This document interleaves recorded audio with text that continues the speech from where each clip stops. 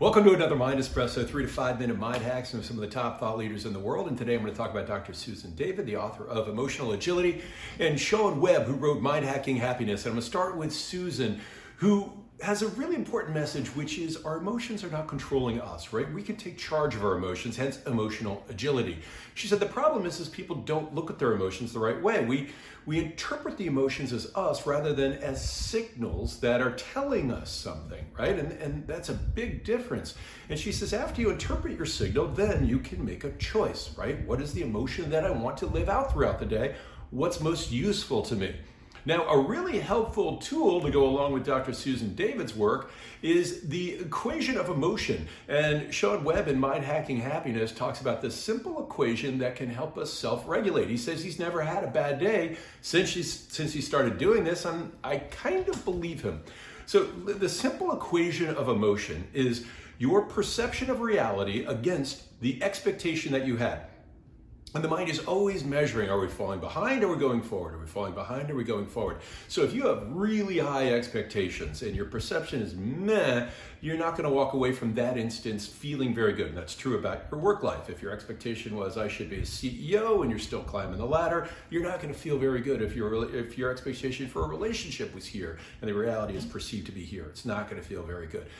But here's the key. Both expectation and perceived reality are under your control. And a real question to ask yourself is that a useful expectation, right? Or is this a should from some other point in my life? I should have been X, I should have been Y, or this should go this way, or Facebook makes me think X, or Instagram makes me think Y, right? Our expectation is being shaped by all these outside forces, and we have to take control of that and say, what is a useful expectation for me?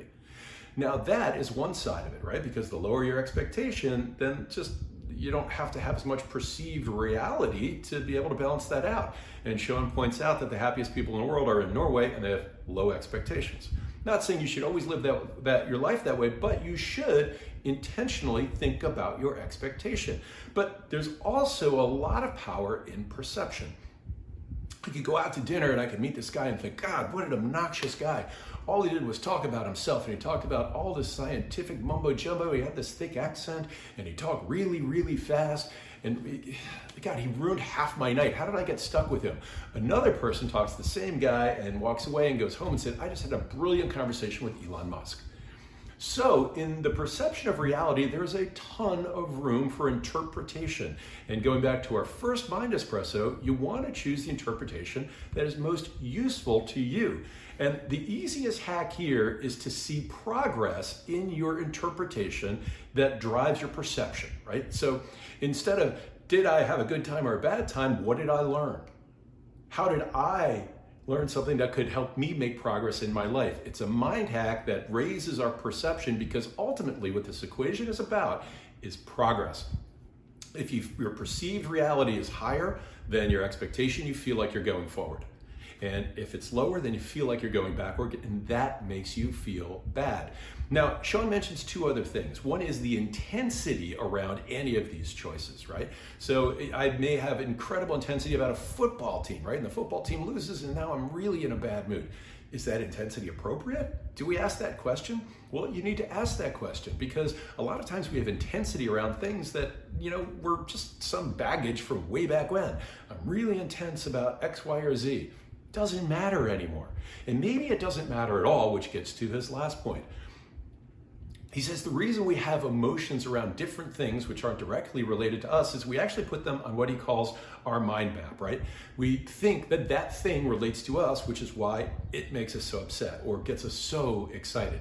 And he said you need to do some work and really figure out what's on your mind map, because the easiest way to change your demeanor on an ongoing basis is to get rid of the stuff that's not important, that you don't have control over.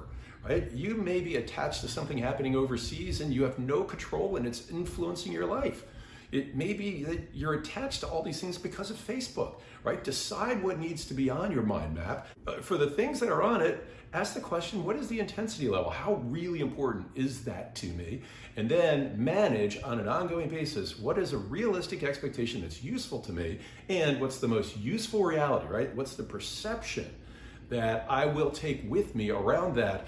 And that, in Sean's world, is the way to manage your emotions. And if you take the two together, what they're really talking about is agency. You have choice, right? In between stimulus and response is choice. That from Viktor Frankl. And that is this Mind Espresso.